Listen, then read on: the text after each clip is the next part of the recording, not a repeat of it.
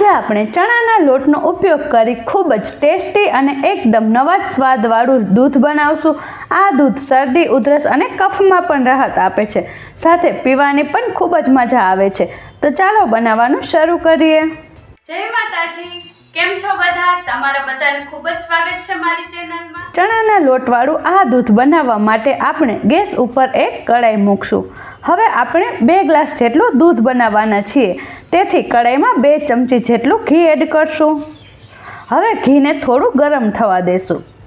તો ઘી થોડું એવું ગરમ થઈ ગયું છે। હવે 1 તજનો ટુકડો અને 2 લવિંગ લીધા છે, તે એડ કરી દેશું। તજ અને લવિંગ એડ કરવાથી દૂધનો ટેસ્ટ પણ ખૂબ જ સરસ આવે છે, સાથે તજ લવિંગ શરદી ઉધરસમાં પણ ખૂબ જ રાહત આપે છે। હવે 2 ગ્લાસ દૂધ માટે 2 ચમચી જેટલો ચણાનો લોટ એડ કરી દેશું। તો લોટ એડ કરી હવે ગેસની ફ્લેમ ધીમી કરી લોટને સારી રીતે ઘીમાં શેકી લેશું। તો લોટ બળે નહીં એ વાતનું ખાસ ધ્યાન રાખવું, તેથી ગેસની ફ્લેમ ધીમી રાખવી અને લોટને 1 મિનિટ સુધી શેકી લેશું। તો હવે લોટ શેકાઈ ગયો છે અને આ સમયે લોટની ખૂબ જ સરસ સુગંધ આવે છે।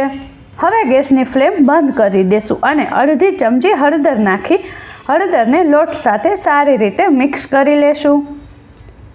હવે અડધી ચમચી જેટલો સૂંઠ પાવડર નાખશું અને સૂંઠ પાવડરને પણ એડ કરી સારી રીતે લોટ સાથે મિક્સ કરી લેશું।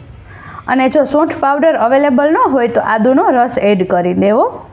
તો બધી જ વસ્તુને સારી રીતે મિક્સ કરી લેશું। તો હવે બધી જ વસ્તુ સારી રીતે મિક્સ થઈ ગઈ છે। હવે મેં અહીં અડધા લીટર જેટલું દૂધ લીધું છે।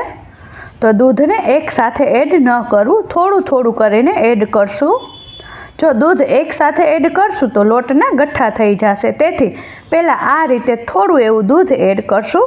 હવે સારી રીતે મિક્સ કરી જ્યારે આ રીતે સ્મૂધ પેસ્ટ જેવું થઈ જાય પછી બધું જ દૂધ એકસાથે એડ કરી દેશું।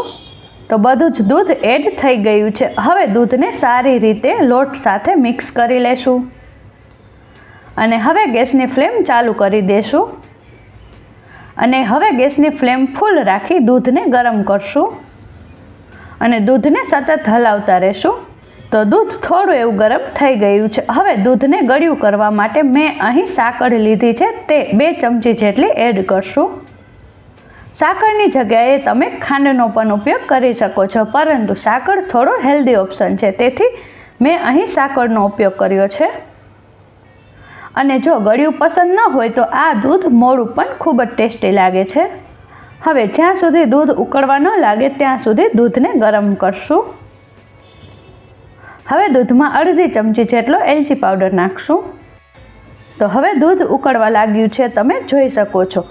આપણે દૂધને ગરમ થતાં 3 થી 4 મિનિટનો સમય લાગ્યો છે। હવે ગેસની ફ્લેમ બંધ કરી દેશું। આ દૂધને જેટલું ગરમ કરશો એટલું ઘાટું થશે, તેથી દૂધ ઉકળે એટલે તરત જ ગેસની ફ્લેમ બંધ કરી દેવી। હવે ગરમા ગરમ આ દૂધને સર્વ કરી લઈએ। તો દૂધ સર્વ થઈ ગયું છે। હવે ઉપરથી તુલસી પાન રાખી દેશું। તો શરદી ઉધરસમાં રાહત આપે અને પીવામાં પણ એકદમ ટેસ્ટી અને હેલ્ધી એવું આ દૂધની રેસીપી ઘરે એકવાર જરૂરથી ટ્રાય કરજો। નાના બાળકોને ગળું બળતું હોય કે પછી કફ જામી ગયો હોય ત્યારે આ દૂધ બનાવીને જરૂરથી પીવડાવજો। બાળકને ભાવશે પણ ખૂબ જ અને તેમને શરદીમાં રાહત પણ મળશે। મારી આજની રેસીપી જો તમને પસંદ આવી હોય તો મારી ચેનલને લાઈક, શેર અને સબસ્ક્રાઇબ કરવાનું બિલકુલ ના ભૂલતા। ફરી મળીશું એક નવી જ રેસીપી સાથે। આવજો।